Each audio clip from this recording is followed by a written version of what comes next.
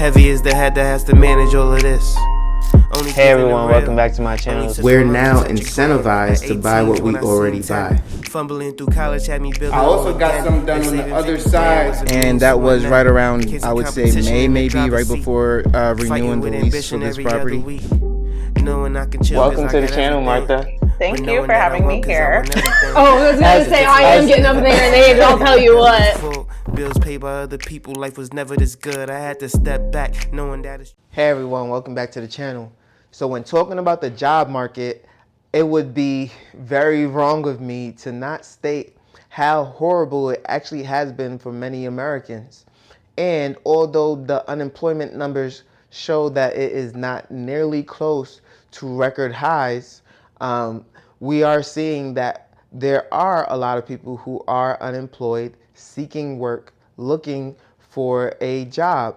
And the ones that seem to be available are part-time work, meaning, let's just think, I don't know, Walmart warehouse or any fulfillment center of any kind, or maybe a part-time security officer or delivery driver or like a restaurant associate. Those jobs are available, yes. However, what are people mostly looking for? They're mostly looking for jobs in which they're paid the same salaries that they were paid pre-COVID or post-COVID, like immediately afterwards. The job market was booming. People were trying to retain talent.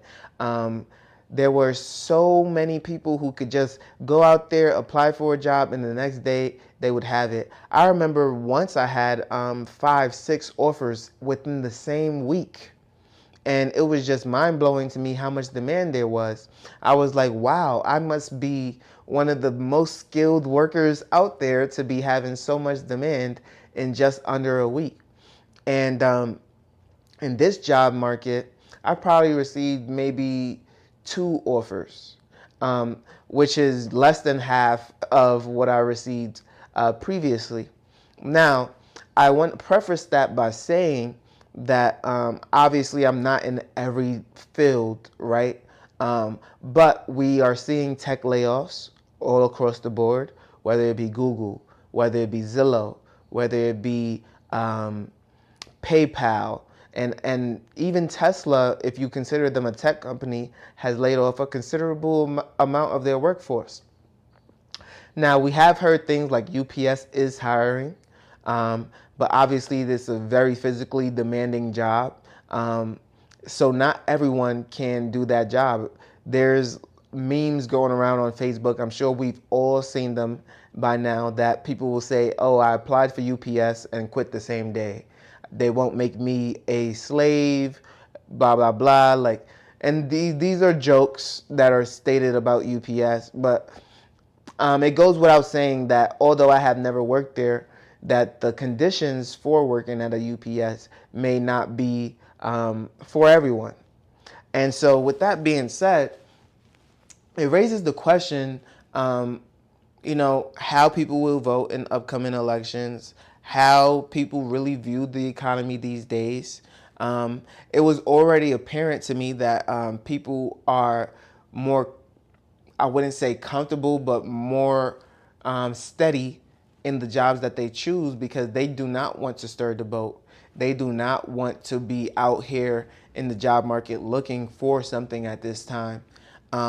Companies are being hit with different measuring sticks now. In California, McDonald's fighting back against the increased wages, even threatening to shut down locations and just remove themselves from California entirely due to the fact that they now have to pay people about $20 an hour, or is it 25? I believe it's $20 an hour. And so, you know, when you're paying people for entry-level positions, wages that would essentially require them to have maybe a bachelor's degree, it is mind-blowing, or at least some sort of experience. So for example, Amazon attributes a bachelor's degree to being worth at least 3 years of experience in a managerial level. with the Amazon facility. So if you have at least 3 years experience as maybe like a team lead or a process guide, you would be equivalent to a bachelor's degree holder. And so, there are steps in place in order to get to a level, even in McDonald's, to where you're making a lot more money.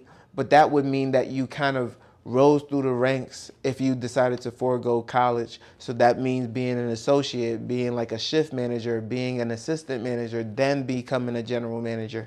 Things like that, where you've proven that you are, worth investing in and putting those resources into in order to make that type of money. But when the government steps in, or when the governor steps in and demands that everyone gets paid $20 an hour, that obviously puts a stranglehold on a market and that survives off of cheap labor and cheap food. So they're really focused on volume sales. So if you watch my episode on supply and demand, for the most part, you understand that if the demand is low, that means the supply is very high.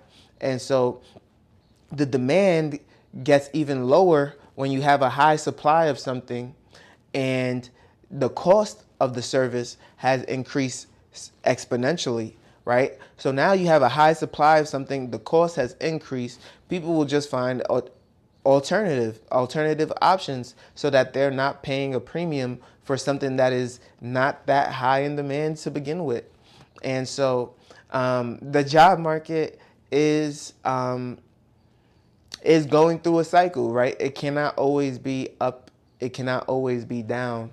But right now it is definitely going through a cycle in which people are fearful. People are fearful of job loss. People are fearful to enter a market that is not necessarily secure. People are fearful of the jobs that they currently have and whether or not they'll be able to retain them.